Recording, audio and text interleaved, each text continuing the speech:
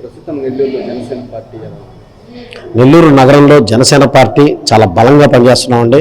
మేము ఏ రోజైతే ఒక సంవత్సరం క్రితం జనం కోసం జనసేన అనే కార్యక్రమాన్ని మొదలుపెట్టి ప్రతి గడపకి వైఎస్ఆర్సీపీ ప్రభుత్వంలో జనాలు పడుతున్న ఇబ్బందులన్నీ ఒక కరపత్రం రూపంలో తీసుకొని ప్రతి ఇంటికి ఏ రోజైతే తిరగడం స్టార్ట్ చేసామో ఆ రోజు నుంచే మేము జనాలు వాళ్ళు మమ్మల్ని రిసీవ్ చేసుకునే విధానం కానీ అదేవిధంగా ప్రభుత్వ వైఫల్యాల మీద జనాలు మేము సార్ట్అవుట్ చేసిన పాయింట్లో ఒక 12 అయితే సుమారు ఒక 100 సమస్యల పైన నెల్లూరు నగరంలో ఈరోజు ప్రజలు వారంతటి వారే ముందరకు వచ్చి చెప్తున్నారు. ఆ విధంగా ప్రతి గడపలో టచ్ చేస్తూ ప్రతి ఒక్కరిని పలకరిస్తూ 54 డివిజన్లు నెల్లూరు నగరంలో 28 కానీ నెల్లూరు రూరల్లో 26 డివిజన్లు కానీ 54 డివిజన్లకి ఇన్ఛార్జీలు పెట్టుకొని కమిటీలు పెట్టుకొని చాలా బలమైన వ్యవస్థతో ఈరోజు నెల్లూరు నగరంలో మేము చాలా బలంగా ఉన్నామండి. జనసేన నెల్లూరు నుంచి ఎక్కడెక్కడి నుంచి పోటీ చేస్తుంది జనసేన? అది అధిష్టానం ఏది ఆదేశిస్తే దాని మీద పోటీ చేసేదానికి నెల్లూరు నగరంలో జనసేన పార్టీ నాయకులందరూ సిద్ధంగా ఉన్నారు. అది ఎవరు ఆదేశిస్తే పవన్ కళ్యాణ్ గారు నిర్వహించాల్సిన విషయం ఉండేది. అదే నాగబాబు గారు ఏమో నెల్లూరు నుంచి ఖచ్చితంగా పోటీ చేస్తామని చెప్తున్నారు. కానీ ఎక్కువగా నెల్లూరు నగరం నుంచి పోటీ చేయాలని చెప్పేసి జనసైనికులు కూడా కోరుకుంటున్నారు. కానీ నారాయణకి ఇస్తున్నారు కదా. ఏమంటే నెల్లూరు నగరం నుంచి మేము ఖచ్చితంగా పోటీ చేయాలని మేము ఒక ఆశపడుతున్నాం. ఇది ఏ విధంగా అధిష్టానం ఆదేశించి చంద్రబాబు నాయుడు గారు పవన్ కళ్యాణ్ గారు ఏ విధంగా ఆదేశిస్తే ఆ విధంగా మేము ఖచ్చితంగా ముందరకు వెళ్తామండి. అందులో మాకు నెల్లూరు నగరం అంటే క్రితంలో 2009లో ప్రజారాజ్యం పార్టీ గెలుచుకున్న సీట్ ఇది.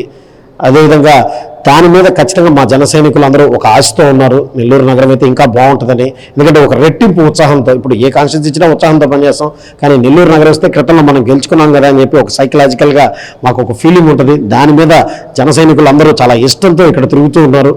ఈ విధంగా ముందరికి ఇంకా రెట్టింపు ఉత్సాహంతో పనిచేస్తారని చెప్పి చెప్తున్నాం అండి. అంటే మీరు 2 సంవత్సరాల నుంచి ప్రజల్లో మమ్మకమై ఉన్నారు. ప్రజా స్పందన ఎలా ఉంది జనసేన? ఖచ్చితంగా ఈరోజు మేము చూసుకున్నట్లయితే ప్రజల్ని ప్రతి ఒక్కరిని నెల్లూరు నగరంలో ఇక్కడ మనకి 28 వార్డులు ఉన్నాయి. 28 వార్డుల్లో జనం కోసం జనసేన అనే ఒక కార్యక్రమంతో ప్రతి ఒక్కరి దగ్గరికి వెళ్ళి మాట్లాడి వాళ్ళ ఇబ్బందులు తెలుసుకొని ప్రభుత్వం వాళ్ళు ఎదుర్కొంటున్న సమస్యలు మేము నెల్లూరు నగరంలో తెలుసుకున్నామండి. ఖచ్చితంగా వాళ్ళ నుంచి రెస్పాన్స్ అయితే చాలా బాగుంది. ఎందుకంటే మేము ఎంత ఎండలో జనాలతో కష్టపడి మేము ముందరికి ప్రతి ఇంటికి పోతుంటే వారంతటా వారుగా వచ్చి వారు కూడా మమ్మల్ని రిసీవ్ చేసుకునే విధానం మాకు నిజంగా చాలా ఆనందంగా ఉంది. అదేవిధంగా వాళ్ళు కూడా ముందరకు వచ్చి ఈసారి జనసేన పార్టీకి ఓటేస్తామని చెప్పి మా క్రితంలో చెప్పారు. ఏ రోజైతే పొత్తు ప్రకటించారో ఆ రోజు నుంచి కూడా జనసేన తెలుగుదేశం పార్టీ కూటమికి మేము ఖచ్చితంగా మద్దతు ఇస్తామని చెప్పి ప్రజలు చెప్తున్నారండి. మాకు ప్రజలతో ఆ కనెక్టింగ్ మాకు నెల్లూరు నగరంలో ఏర్పడిందండి.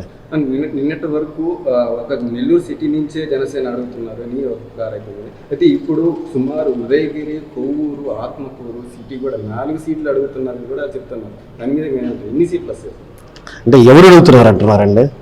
అంటే ఆరోపణ అంటే ఖచ్చితంగా ఇప్పుడు జనసేన పార్టీకి మేము ఈరోజు కొత్తగా ఏర్పడిన పార్టీ కాదు, 10 సంవత్సరాల నుంచి ఉన్న పార్టీ. అందులో 7-8 సంవత్సరాల నుంచి క్రియాశీలకంగా నెల్లూరు జిల్లాలో 10 ప్రాంతాల్లో మా జిల్లా అధ్యక్షుల వారి నేతృత్వంలో చాలా బలంగా మేము జనసేన పార్టీని ముందరకు తీసుకెళ్ళినాం.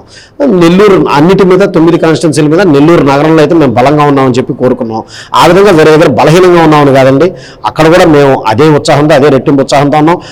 అడుగుండొచ్చు, ఎందుకంటే ఆశావాహులు చాలామంది ఇప్పుడు పార్టీ వైపు చూస్తున్నారు. పార్టీ తరఫున కళ్యాణ్ గారి ఆశయాలు నచ్చి ముందరికి రావాలనే ఉద్దేశంతో ఉన్నారు. సో ఆ విధంగా ఎవరైనా వచ్చుంటారు. ఖచ్చితంగా అధిష్టానం ఏది ఆదేశిస్తే, మరొకసారి కూడా చెప్తున్నాం, అధిష్టానం ఏది ఆదేశిస్తే దాని ప్రకారంగా వాళ్ళు ఎన్ని సీట్లు ఇస్తే అన్ని సీట్లలో జనసేన పార్టీ ఈసారి నెల్లూరు జిల్లాలో విజయ పతాకం ఎగరవేయడం ఖాయం. కాంగ్రెస్ పార్టీలో షర్మిల చేరటం ద్వారా ఎవరికి నష్టం, ఎవరికి లాభం? అంటే కాంగ్రెస్ పార్టీలో షర్మిల గారు చేరడం ద్వారా అది వాళ్ళ వ్యక్తిగత విషయం. కానీ ఈ రోజైతే రాజశేఖర్ రెడ్డి గారి పార్టీ కాంగ్రెస్ పార్టీలో ఉన్నారు ఆయన. ఈరోజు ఆయన బిడ్డ ఆ పార్టీకి వెళ్ళింది. అది వైఎస్ఆర్సీపీ వాళ్ళు తెలుసుకోవాల్సిన విషయం అండి. వాటి వల్ల అయితే మాకు ఎటువంటి ఇబ్బంది లేదు. మేము ఖచ్చితంగా ఏదైతే ఇప్పుడు జనసేన తెలుగుదేశం పార్టీ పొత్తుతో ముందరకెళ్తున్నాయి, ఆ పొత్తును కూడా ప్రజలు ఆశీర్వదించారు. దాంతోపాటు మేము ముందరకు వెళ్తున్నాం. అది వారి వైఎస్ఆర్సీపీ వారి వ్యక్తిగత ఇష్టం అండి, మాకు తెలియదు. జనసేన పార్టీ నుండి ఏ నియోజకవర్గం నుంచి పోటీ చేయబోతున్నారు? మేము నెల్లూరు నగరాన్ని మా జిల్లా అధ్యక్షుల వారు సంవత్సరం నుంచి తిరిగి నెల్లూరు నగరాన్ని కోరుకున్నాం. ఒకవేళ ఎక్కడి నుంచి అధిష్టానం ఆదేశిస్తే అక్కడి నుంచి పోటీ చేస్తామండి. అది మేము కోరుకునేది కాదు. చెప్పాం కదండి, ఇప్పుడే మేము 10 కాన్స్టిట్యున్సీలో బలంగా ఉన్నాం, కానీ నెల్లూరు నగరంలో రెట్టింపు బలంతో ఉన్నాం. కొంతమంది రూరల్ నియోజకవర్గం కూడా ఆశిస్తున్నారు జనసేన నాయకులు. వచ్చుండొచ్చండి, ఈరోజు ఆశించడంలో తప్పేం లేదు. మొత్తం రాష్ట్రం మొత్తం 13 జిల్లాలు ఉంటే 13 జిల్లాల్లో అదే ఇప్పుడు మారిన 25 జిల్లాల్లో ప్రతి కాన్స్టిట్యున్సీలో జనసేన పార్టీ సిద్ధాంతాలు నచ్చి ముందరకు వచ్చి సేవ చేయాలనే దృక్పథంతో ఎంతోమంది వచ్చి ఆశించండి. ఎందుకంటే అది పవన్ కళ్యాణ్ గారి నిర్ణయం, ఆయన ఎట్లా నిర్ణయిస్తే అట్లా వెళ్తామండి. ఇది జనాలకు ఎలాంటి ఎజెండా తీసుకుని ముందుకు వెళ్తారు? వైఎస్ఆర్సీపీ వైఫల్యాలే మా అజెండా, అదే మా అజెండా. సో ఈ 2024లో జనసేనకి ఎన్ని సీట్లు వస్తాయి, టీడీపీకి ఎన్ని సీట్లు? 2024లో జనసేన తెలుగుదేశం పార్టీ కూటమిలో మేము ఈసారి ఖచ్చితంగా 160 పైచిలుకు సీట్లలో గెలవపోతున్నాం అనేది సుస్పష్టంగా చెప్తున్నామండి. మనకు కావాలంటే మరొకసారి కూడా ఎలక్షన్స్ అయిపోయినా మాడుకుంటాం. 160 పై సీట్లతో ఈసారి ఆంధ్రప్రదేశ్ రాష్ట్రంలో అతిపెద్ద పార్టీగా జనసేన తెలుగుదేశం అవతరించబోతుందండి. అయితే వైసీపీ వాళ్ళు మేము సంక్షేమ పథకాలు అమలు చేశాము, 175 మాకే వస్తుంది ధీమా చేస్తున్నారు. ప్రగల్భాల వీరులు వైఎస్ఆర్సీపీ శ్రేణులు, వైఎస్ఆర్సీపీ శాసనసభ్యులు ప్రజలందరూ చూస్తున్నారండి. మీరు మాటలు చెప్పినంత మాత్రాన్ని ఇక్కడ జరిగే పరిస్థితి కనపడాల. ఈరోజు ఆల్రెడీ ఓ పక్క మీ ఎంపీలు మీరు కాపాడుకునే పరిస్థితి లేరు, మీ సొంత చెల్లిని తల్లినే కాపాడుకునే పరిస్థితుల్లో లేరు. మీ సొంత చెల్లి వేరే పార్టీ వచ్చి వేరే పార్టీ పీసీసీ అధ్యక్షురాలుగా ఈరోజు వచ్చింది. అందరం మీరు చూడండి, మిమ్మల్ని మీ ఇంట్లో వాళ్ళ నమ్మే పరిస్థితి కనిపి జనాలు ఆడి నుంచి నమ్ముతారండి. అదే సింహం సింగల్గా వస్తుంది, వీళ్ళందరూ గుంపుగా వస్తుంది.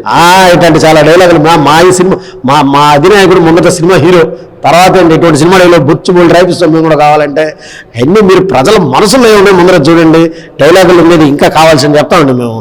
ఏదో కేసీఆర్ గారు 2 ఏళ్ళకి చెప్పారా?